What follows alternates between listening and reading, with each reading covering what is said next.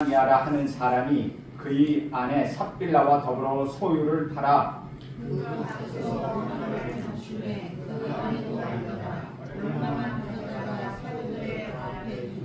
베드로가 이르되 아나니아야 어찌하여 사탄이 내 마음에 가득하여 내가 성령을 속이고 땅값 얼마를 감추었느냐.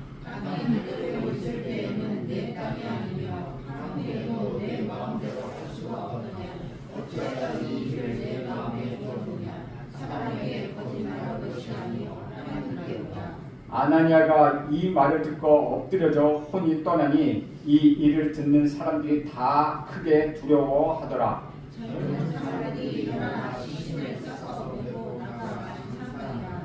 세 시간쯤 지나 그의 아내가 그 일어난 일을 알지 못하고 들어오니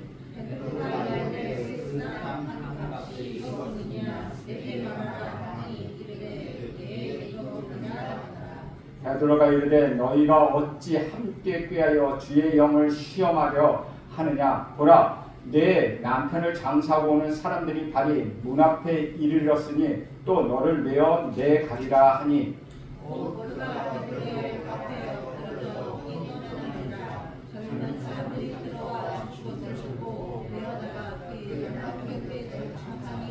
절 같이 있습니다. 온 교회와 이 일을 듣는 사람들이 다 크게 두려워하니라. 아멘. 이것은 주님의 말씀입니다. 오늘은 여러분이 잘 아는 것처럼 아가지 집사님과 삽 권사님이 있었던 일을 이야기하고 있습니다. 아나니아와 삽빌라 이야기를 하고 있습니다. 즉 아나니아 삽빌라가 성령을 속이려 했지만 성령을 속일 수 없었습니다. 오늘 성령을 속일 수 없다라는 제목으로 여러분과 같이 은혜를 나누려고 합니다. 오늘 아나니아와 삽빌라 이야기는 교회를 좀 다닌 사람들은 다 아는 이야기입니다. 이 본문에 충격적인 사건이 나오는데 헌금을 부분적으로 숨겼다가 그저 벌받고 내맞는 정도가 아니라 아예 죽어버린 사건을 이야기하고 있습니다. 구약으로 거슬러 올라가면 이 땅에 가장 처음 만드신 완벽한 공동체가 에덴 동산이었습니다. 우리 하나님이 에덴 동산을 만드시고 거기에 남자와 여자를 만드셨습니다. 그런데 거기에 죄가 들어와서 에덴 동산이 파괴되었는데 그 원인은 결국 사람이었다는 것이죠. 그리고 그 배후에는 사탄이 있었습니다. 에덴 동산에 대해서도 여러 논란이 많고 의견들이 분분하지만 또 어떻게 아담과 하와가 죄를 지었다고 그 다음 사람들을 계속 죄인이 되는 것이냐고 질문할 수도 있지만 쉽게 이렇게 생각하면 됩니다. 신약에 와서 역사상 유례없이 가장 완벽한 또 이상적인 공동체가 첫 예루살렘 교회였다는 것이죠. 이 교회는 정말 놀랍고 황홀한 공동체였습니다. 위로부터는 강력한 성령의 능력과 하나님의 은혜가 임하고 사람이 저마다 방언을 하는데 그것도 외국어로 방언하여 이것저것에서 몰려들어온 사람들이 하나님의 큰 일들을 자기의 언어로 들었다는 것이죠. 또 사람들이 자발적으로 헌금해서 부족함이 없었고 내 것을 내 것이라 가지지 않고 구분 없이 서로 다 나누어 쓰는 놀라운 공동체였습니다. 여러분 이스라엘 공동체를 교회를 한번 생각해 보십시오. 처음에는 120명이 열심히 기도해서 성령의 인도함을 받았습니다. 처음으로 120명이 시작한 교회였지만 베드로가 설교함으로 인해 3,000명이 회개했습니다. 그러니 3,120명이 됐죠. 그 다음에 또한 못 걷는 자를 남에서부터 걷지 못하는 자를 시위하고 나서 그들에게 남자만 5,000명이 몰려들었다고 합니다. 그러면 적어도 우리가 생각하기에 8,000명이 넘는 아주 큰 교회라는 것이죠. 그 8,000명이 넘는 그 큰 공동체가 서로가 서로 내 것이라고 하지 않고 나누었었다는 것이죠. 인류 역사상에 이런 공동체가 또다시 있을 수 없을 정도로 완벽하고 이상적인 사람의 공동체의 모습을 보여준다는 것입니다. 바로 에덴 동산이 그런 동산이었다는 것이죠. 그런데 그들이 마음의 죄가 들어옴으로 인하여서 서로가 서로를 믿지 못하는 상태가 되었습니다. 이 예루살렘 공동체가 계속 이 상태로 나갔으면 좋겠는데 조금 지나다 보면은 거기에도 서로 불만이 있는 사람이 나타난다는 것이죠. 왜냐하면 사람이 문제라는 것입니다. 그러므로 우리는 이 바로 이런 그래서 4장에 나타난 초기 공동체 모습을 보면서 그런데 바로 이 공동체에 무서운 죄가 들어왔다는 것이죠. 바로 아나니아와 삽빌라 부부를 통해서 들어왔다는 것입니다. 1절과 2절을 보면 이렇게 기록합니다. 아나니아라 하는 사람이 그의 아내 삽빌라와 더불어 소유를 팔아 그 값에서 얼마를 감추매 그 아내도 알더라. 얼마만 가져다가 사도들 발 앞에 두니. 4장 마지막 부분을 보면 구브로에서 난 유대족 속 사람 요셉이 있었는데 별명은 바나바로 더 알려져 있습니다. 바나바는 자기 밭을 팔아서 그 값을 사도 앞에 가져와 헌금을 했습니다. 이것이 교회 전체에 큰 감동을 주었다는 것이죠. 성령의 감동으로 헌금을 하였기 때문에 사람이 아니라 하나님께 영광이 갔다는 것입니다. 하나님께 영광을 돌리면 당연히 그 하나님의 영광을 드러낸 사람도 존경을 받게 되어 있다는 것입니다. 거기까지 좋았는데 바나바가 헌금을 해서 사람들의 칭찬을 받고 사람들의 주목을 받는 것을 질투하고 시기하는 사람이 있었다는 것이죠. 그 사람이 바로 아나니아와 삽빌라 부부였다는 것입니다. 이들은 속으로 우리도 땅이 있으니 팔아 헌금하자. 우리 땅을 팔아서 바나바보다 더 많이 헌금하자. 그러면 사도들과 성도들이 우리를 인정해 줄 것이고 우리를 존경할 것이다 라고 생각하며 부랴부랴 땅을 팔아서 돈을 만들었습니다. 사실 이렇게 자기 집이나 땅을 팔아 헌금하는 것 옛날이나 지금이나 그리 쉬운 일이 아니라는 것이죠. 제가 얼마 전에 작년이었을 것입니다. 한 교회의 권사님이 그 당신의 교회를 건축하는 것을 보고 원래 아파트로 이사 가려고 했는데 교회를 건축한다는 소식을 듣고 교회가 뭔지 하라고 해서 그 아파트를 팔아서 헌금한 권사님의 간증을 들었습니다. 여러분이 잘 아는 권사님입니다. 그것처럼 자기 집보다 교회를 더 섬겼기 때문에 그런 일이 가능했고 성령이 함께 하셨기 때문에 그런 일이 가능했다는 것입니다. 그러므로 자기 집을 팔아서 또는 자기 땅을 팔아서 헌금하는 것 굉장히 귀한 일이라는 것이죠. 결코 쉬운 일이 아니라는 것입니다. 그러니까 이것은 존경받을 만한 일이고 사람들이 입에 오르내릴 만한 일이라는 것이죠. 그런 의미에서 볼 때 이 부부는 대단한 신자였을지도 모른다는 것이죠. 그런데 중요한 것은 목적과 동기였다는 것입니다. 아나니아와 삽빌라를 땅을 팔고 집을 파는 것 그 목적과 동기가 불순했다는 것이죠. 하나님께서 어떻게 생각하느냐가 제일 중요한데 그들은 하나님보다 사람들이 어떻게 생각할까에 더 관심을 가지고 있었다는 것이죠. 문제는 여기서부터 출발한다는 것입니다. 나중에 베드로도 말하지만은 자기 재산인데 자기 마음대로 쓸 권리가 없겠습니까? 자기들이 처분한 것 중에 일부를 남겨놓고 일부를 교회에 바칠 권리는 없겠습니까? 그렇게 한다고 잘못한 것은 아니라는 것이죠. 땅을 팔아서 이것은 땅을 판 돈의 일부분입니다. 나머지는 제가 쓸 것이 있어서 드리지 못하니 이것만 드리겠습니다. 라고 하면 무슨 문제가 되겠습니까? 그런데 문제는 그들이 일부를 감추는 데 있었다는 것이죠. 전부 다 내놓은 것처럼 전부 다 그렇게 드린 것처럼 위장하고 감추었다는 것입니다. 왜 그랬을까요? 동기가 순수하지 못했기 때문이라는 것입니다. 성령의 감동으로 사랑으로 믿음으로 한 것이 아니라 바나바가 성도로부터 저런 존경과 사랑을 받기 때문에 질투가 올라왔다는 것이죠. 자기들도 그것을 받고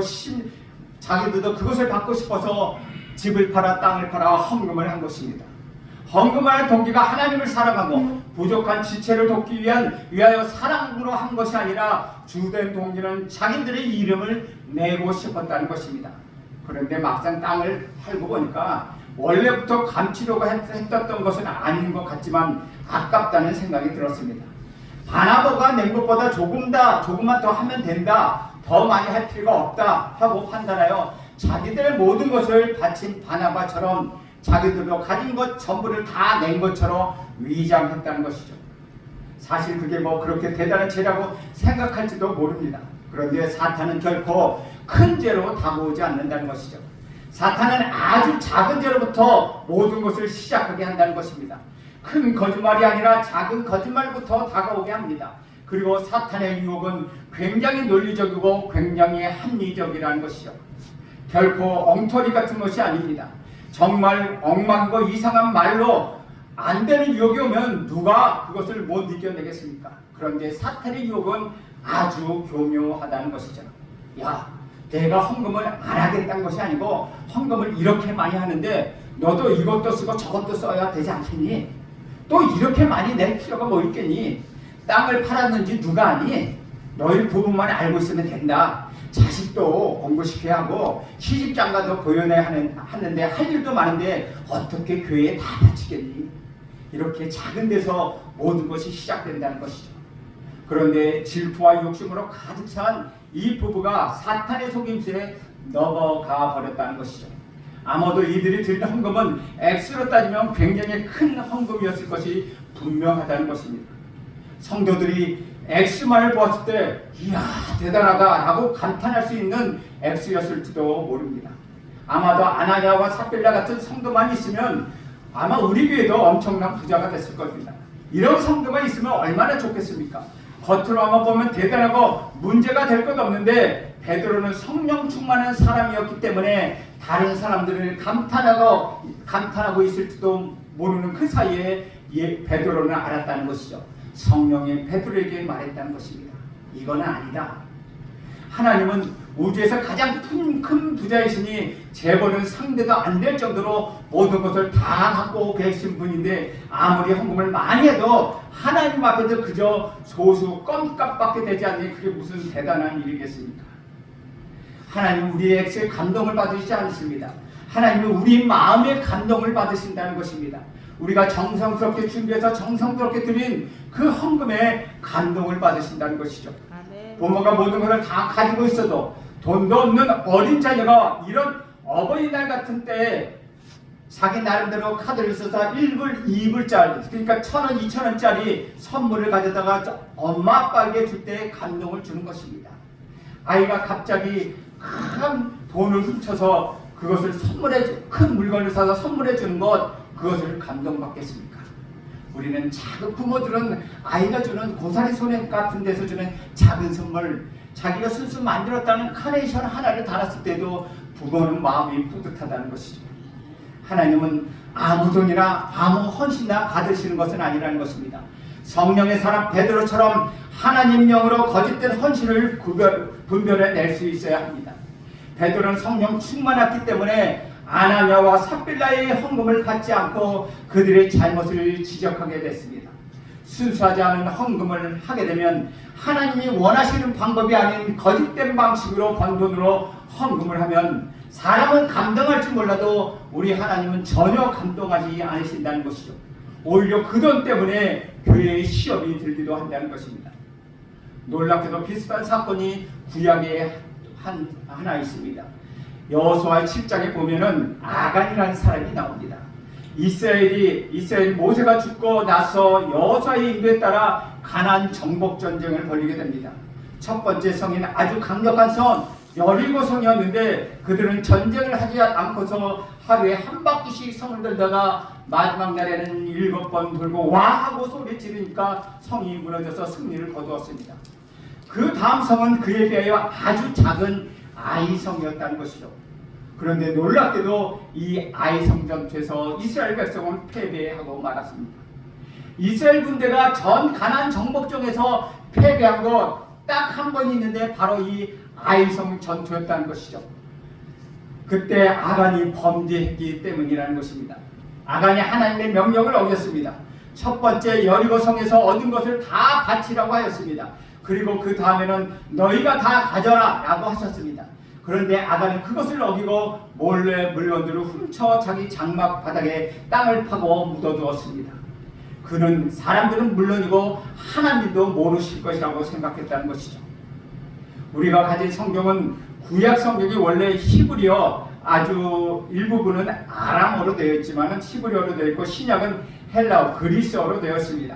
그런데 히브리어 되어 있는 구약 성경은 예수님이 오시기 전에 250년경에 이집트에서 헬라어로 번역했습니다. 거기에 유대인 공동체가 컸기 때문에 프톨레미 왕이 번역을 명령하여 유대학자 70명을 불러서 번역하였는데 이것이 70인 영이라고 이야기합니다. 그러니까 구약 성경인데 히브리어가 아닌 헬라어로 성경으로 되었다는 것이죠. 그 당시 이스라엘 백성이 나라를 잃고 헤매였기 때문에 이스라엘 백성들의 자녀들은 히브리어를 잘 몰랐습니다. 헬라어를 더 잘 알았다는 것이죠. 그래서 히브리어를 헬라어로 번역한 구약 성경, 그것이 70인역입니다. 그 70인역 여호수아서 7장에 아간이 훔쳤다는 단어가 스노피조라는 단어로 되어 있는데, 이것이 바로 오늘 본문 2절에 아나니아가 얼마를 감추며라고 되어 있습니다. 그 감추려는 뜻인 스노피조 똑같다는 것입니다. 그러니까 아간이 훔쳐 땅에 깊이 묻어진 것처럼 아나니아와 삽빌라도 역시 얼마를 깊이 감추어 놓았다는 것이죠. 아간이 범한 똑같은 범죄를 아나니아와 삽빌라가 범했다는 것입니다. 그래서 베드로는 아나니아를 꾸짖었습니다.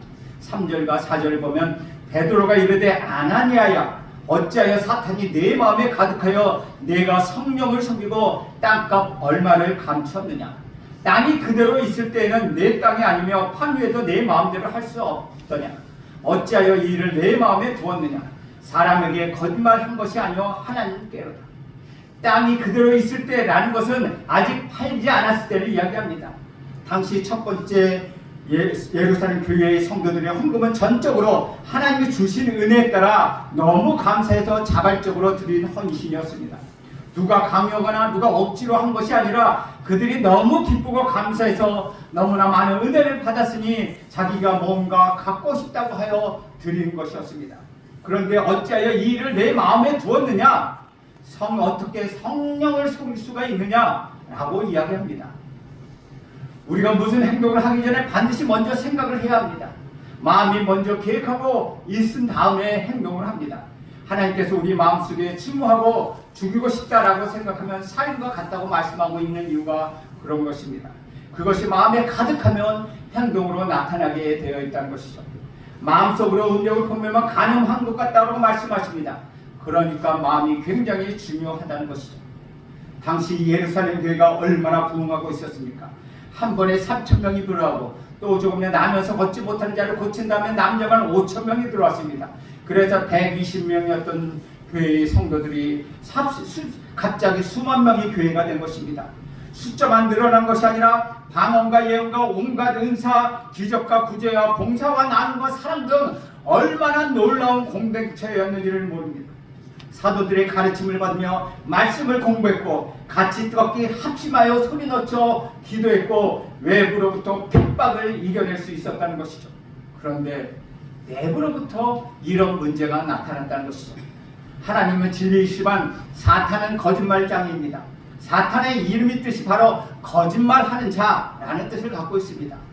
처음 사람이 선악과를 먹도록 유혹할 때부터 사탄은 거짓말하는 자임을 드러내고 있다는 것이죠.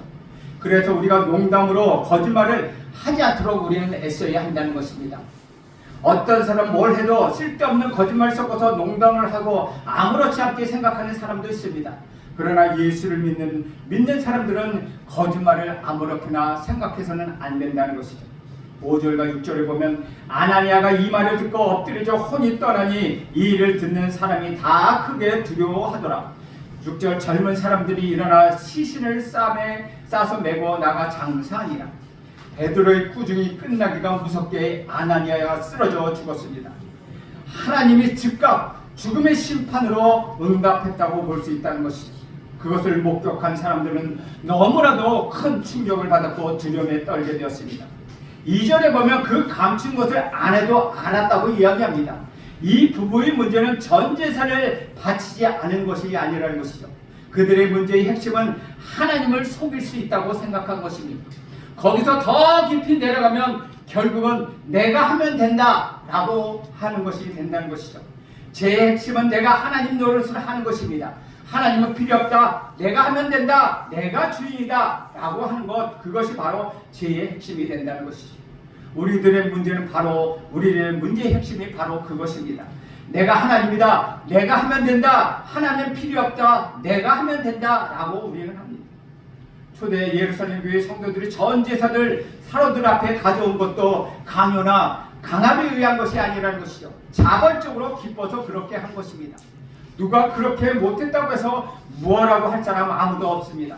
게다가 이 사람들은 제사물을 자기가 갖고 있었는데 누가 뭐라고 하겠습니까? 바치려고 했다가 무슨 사정이 생겨서 바치지 못했다 하더라도 뭐라고 이야기하겠습니까? 하나님 이렇게 됐습니다. 그래서 이것만 바치게 되었습니다라고 하면은 하나님이 뭐라고 하시겠습니까? 결국 물질의 주인은 하나님이심을 인정해드리고 하나님 앞에 그냥 나가면 아무런 문제가 없다는 것이죠. 하나님이 원하시는 것은 우리 돈이 아니라는 것입니다. 온 우주를 창조하시고 우리 만물을 운영해 계시는 우리 하나님이 가장 큰 부자이신데 우리의 무슨 푼돈이 필요하시겠습니까? 그런데 누가 주인이냐 중요하게 여긴다는 것이죠. 왜 그런지 아십니까? 우리를 억압하고 억누르기 위한 것이 아니라 하나님이 성경에서 하라고 하신 것과 하지 말라고 하신 것을 그대로 하고 살면은 우리에게 좋기 때문이라는 것이죠. 우리가 복받는 인생이 되기 때문이라는 것입니다. 하나님 우리를 만드셨기 때문에 어떻게 하면 우리에게 좋고 어떻게 하면 우리가 해가 될지를 너무나도 잘 알고 계십니다. 그래서 그렇게 우상 숭배나 악한 것들을 하지 말라고 말씀하십니다. 우리를 위해서, 그러니까 하나님은 주인으로 모시면 정말 행복하고 아름다운 삶을 살 수 있는데 하나님을 주인으로 모시지 않고 내가 주인이다, 하나님은 필요 없다, 내가 알아서 한다 하는 방향으로 나가면 결국은 망하게 된다는 것입니다. 그래서 하나님은 그렇게 우리가 그리로 가지 못하도록 막아주시려는 것입니다. 그런데 아나니아와 삽빌라 부부는 그냥 우리가 알아서 한다, 하나님 필요 없고 이 순간에는 내가 주인이다, 하나님도 모르실 거야 라고 하면 나가서 불행한 일을 당하고 말았다는 것입니다. 7절에 보면 3시쯤 지나 그의 아내가 그 일어난 일을 알지 못하고 들어오니 라고 표현합니다. 이 표현은 참으로 절묘합니다. 2절에는 그 값의 얼마를 감추며 그 아내도 알더라 라고 합니다. 그런데 7절에는 그의 아내가 일어난 일을 알지 못하고 라고 말하고 있습니다. 남편이 행한 악한 일, 다시 말해서 세상의 악에 대해서 슬쩍 감추고 거짓된 것에 대해서는 훤히 알고 있었습니다. 그런데 더 중요한 사실, 욕망에 눈먼 사람은 사탄의 먹이가 된다는 그러한 사실을 그는 모르고 있었다는 것이죠. 몰라도 상관없는 것에서 자신의 지식은 해박했고 몰라서는 안 될 생명의 법칙에는 그녀는 너무나도 무지했다는 것입니다. 8절의 말씀에 보면 베드로가 이르되 그 땅 판 것이 이것뿐이냐 내게 말하라 하니 이르되 예 이것뿐이라 하더라. 너무나도 불행한 일입니다. 베드로가 삽빌라에게 아나니아가 사도의 발 앞에 가져다 놓은 것을 가르쳐 이것이 전부냐고 물었습니다. 어떤 사람은 베드로가 알면서 왜 물어보느냐, 그냥 이야기하면 왜 알면서 모르는 척 마음을 떠보느냐라고 할지도 모릅니다. 그러나 그것은 아니라는 것이죠. 회개의 기회를 그에게 주기 위한 것이었습니다. 남편이 죽었다고 당연히 아내도 죽어야 한다는 것이 아니라는 것이죠.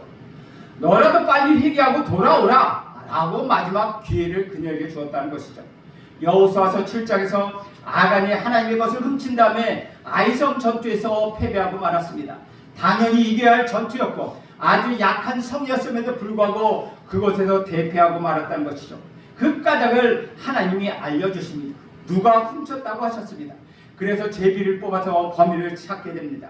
그런데 사실 하나님이 능력이 없으셔서 제비를 뽑게 하십니까? 아, 저기 아간이 훔쳤다, 아간을 당장 끌어내라 라고 알려줄 수도 있었다는 것이죠. 그런데 12지파 대표가 나와 제비를 뽑습니다. 그랬더니 아간이 속한 유다지파가 뽑혔습니다. 유다지파에 속한 족당들이 나와서 뽑으니 아간이 속한 세라 족속이 뽑혔습니다. 세라 족속에 속한 가문 대표들이 나와서 뽑으니 아간이 속한 삽디 가문이 뽑혔다는 것이죠. 하나님은 범인인 아간을 지목하면서 단번에 저 아간을 잡아내라 라고 하실 때 왜 제비를 뽑게 하셨습니까? 그 과정 자체가 아간에게 회개하는 기회를 주기 위하여였다는 것이죠. 기회를 끝까지 주셨다는 것이죠. 한 번에 그대로 죽일 수도 있었는데 회개의 기회를 주셨다는 것입니다. 아간의 입장에서는 제비 뽑기가 계속될 때 점점 자기에게 좁혀오고 있었다는 것입니다. 그러면 자기를 겨냥하고 있다는 걸 빨리 깨달아야 한다는 것이죠. 사실 거기 훔친 사람은 자기밖에 없었습니다. 빨리 나와서 용서를 빌면 되는 것입니다. 그러면 자기 가문의 남자들이 뽑힌 마지막 순간까지 그는 그렇게 하지 않았다는 것이죠. 결국 그는 자기가 뽑히고 나서야 바른 대로 말한다고 그렇게 이야기합니다. 그렇게 끝까지 가서 시치미를 뚝 뗀다고 말하죠. 회개하고 나면 얼마나 좋습니까? 그런데 하나님도 모르겠지 한다는 것이죠. 사람이 어떻게 그럴 수는 있는가 하면 그 상황이 되면 설마 하나님 설마 하게 된다는 것입니다. 결국 아는 끝까지 회개하지 않다가 목숨을 잃고 말았습니다. 그와 함께 곰곰인 가족들은 돌로 쳐 죽이고 돌무더기를 쌓게 되는데 그곳의 이름을 아골 골짜기라고 불렀습니다. 히브리어는 아콜, 괴로움이라는 뜻을 갖고 있습니다. 즉 아골 골짜기, 괴로움의 골짜기라는 것이죠. 결국 사탄에게 넘어가 무너진 그의 인생의 괴로움의 골짜기를 벗어날 수 없게 되었다는 것이죠. 이런 아간의 이야기는 이스라엘 사람이라면 다 잘 알고 있었습니다. 그런데 그것을 알고 있었던 삽빌라는 아간의 길을 가보지 말아야 했다는 것이죠. 베드로가 그 땅값이 이것뿐이라고 했을 때 그녀는 즉각 사실 제가 잘못했습니다 라고 하면 얼마나 좋았겠습니까? 그런데 이름과 달리 끝까지 그녀는 회개하지 않았다는 것이죠. 삽빌라의 이름은 이쁘다, 잘못했다 또는 되돌리다 라는 뜻을 갖고 있습니다. 그런데 그의 이름과 달리 회개하지 않았다는 것이죠. 베드로를 통하여 자기에게 주어진 마지막 생명의 순간까지 끝까지 붙들지 못했다는 것입니다. 그냥 거짓말을 대신했다는 것입니다. 네, 이것이 전부입니다. 역시 또 하나님을 속일 수 있다고 착각 속에 빠진 것입니다. 그래서 마지막으로 자기에게 주어진 기회를 그녀는 스스로 내던졌습니다. 누가 막은 게 아니라 스스로 내던져버렸다는 것이죠. 아무도 모를 것이라고 생각했던 아간과 같은 마음이었다는 것입니다. 그래서 우리 주님은 이 죄를 정결하게 하실 필요가 있었다는 것입니다. 그래서 베드로가 결론을 내립니다. 9절과 10절에 보면 베드로가 이르되 너희가 어찌 함께 꾀하여 주의 영을 시험하려 하느냐. 보라, 내 남편을 장사하고 오는 사람들이 발이 문 앞에 이르렀으니 또 너를 메어 내가리라 하니 곧 그가 베드로의 발 앞에 엎드려 혼이 떠나는지라. 젊은 사람들이 들어와 죽은 것들을 보고 메어다가 그의 남편 곁에 장사하니라고 되어 있습니다. 이것을 보고 이런 생각이 들었습니다. 6절에는 아나니가 죽었을 때 젊은 사람들이 메어다가 장사했는데 삽빌라가 죽었을 때도 젊은 사람들이 또 메어다가 장사했습니다. 젊은 사람들이 무슨 죄입니다. 갔다가 들어왔더니 또 장사를 지내라고 합니다. 그런데 이런 젊은 사람들, 즉 청년들이 참으로 귀하다는 것이죠. 청년들이 이런 굳은 일들을 얼마나 많이 하는지 모릅니다. 이런 청년들이 많으면 많을수록 그 교회는 복된 교회가 된다는 것입니다. 베드로가 9절에서 너희가 어찌 함께 꾀하여 주의 영을 시험하려 하느냐라고 말합니다. 함께 꾀하여 아나니아와 삽빌라가 부부 중 한 사람만 하나님을 속이려 한 것이 아니라 함께 꾀하여 하나님을 속이려 했다는 것이죠. 놀랍습니다. 이 단어에 심폰이라는 단어가 나왔다는 것이죠. 11절에 보면 온 교회와 이 일을 듣는 사람들이 다 크게 두려워하니라 라고 말하고 있습니다. 아나니아와 삽빌라의 죽음은 한참 붐했던 초대교회에 큰 충격을 주었습니다. 성도들이 크게 두려워했습니다. 그 두려움에 사로잡히게 되었다는 것이죠. 종교 지도자들이 베드로와 요한을 체포해서 잡혀갔을 때에도 그들은 이렇게 두려워하지 않았습니다. 외부의 핍박을 받았어도 함께 기도하며 그들은 이겨냈습니다. 그러나 교활한 사탄은 믿음의 공동체 안에 거짓의 영을 퍼뜨리게 되니 그들은 두려움에 빠지게 되었다는 것이죠. 그런데 사실 그들에게 그들 정도의 열심히 그런데 사실은 우리는 그들과 같은 이 아나니아와 삽빌라 같은 그런 열정도 없다는 것입니다. 어느 정도 헌신도 없다는 것이죠. 그런데 우리는 멀쩡하게 살아가고 있다는 것입니다. 이것이 하나님의 은혜가 아니겠습니까? 그 당시에는 모든 사람이 헌신되어 잘하고 있는데 이 한 가정이 그렇게 됐기 때문에 죄를 제거하기 위하여 정결을 유지할 필요가 있었다는 것입니다. 앞으로 복음을 전파하기 위해서는 정말 순결하고 정말 정결한 공동체가 되어야 했기 때문이라는 것이죠. 사랑하는 여러분, 아나니아와 삽빌라가 믿지 않는 사람은 아니었다는 것이죠. 이 사람은 내부에 있는 사람들이었습니다. 초대교회의 성도였습니다. 그리고 중직을 갖고 있는 사람이었습니다. 그런데도 사탄에게 자신의 모두를 내어주고 말았다는 것이죠. 이것을 볼 때 이들이 당시 초대교회에 열심히 했는지는 몰라도 결국 그들이 가졌던 믿음은 성경이 가르쳐주는 믿음이 아니라 단순히 인간의 종교심이었다는 것을 우리는 깨닫게 된다는 것입니다. 그런데 종교심과 참 믿음을 혼동하는 사람이 참으로 많습니다.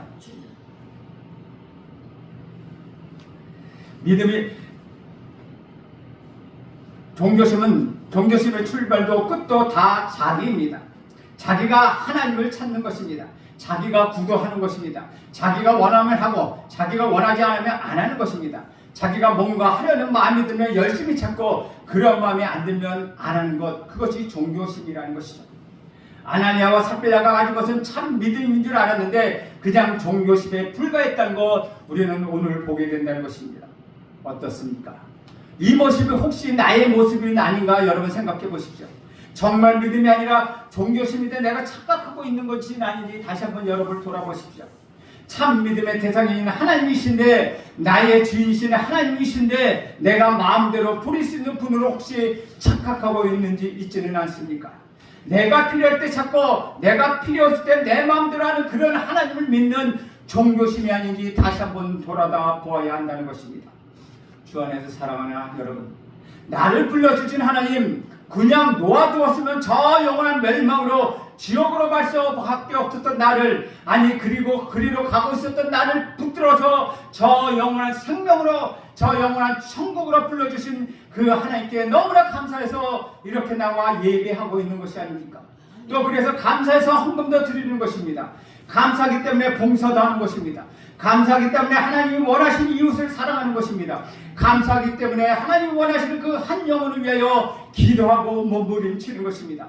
너무나도 감사하기 때문에 하나님이 원하시는 주님의 제자의 모습으로 나가기 위하여 우리는 지금 애쓰고 있는 것이 아닙니까? 바로 이런 참믿음을 가지고 승리하는 저와 여러분이 되기를 간절히 바랍니다. 기도하겠습니다. 하나님, 오늘도 아나니아와 삽비라를 통하여서 우리가 어떤 믿음을 가지고 있으며 하나님을 어떻게 생각하고 있는가를 다시 한번 살펴보았습니다. 하나님, 우리에게 종교심이 아니라 정말 하나님을 믿는 그 믿음을 허락하여 주셔서 하나님이 원하시는 하나님 삶으로 살아내기 위하여 몸부림치며 하나님 나아가는 우리 모두가 되게 하옵소서. 그리하여 주님 앞에 서는 날 잘하였도다라고 칭찬받는 우리 모두가 되게 하옵소서. 예수님의 이름으로 기도합니다. 아멘.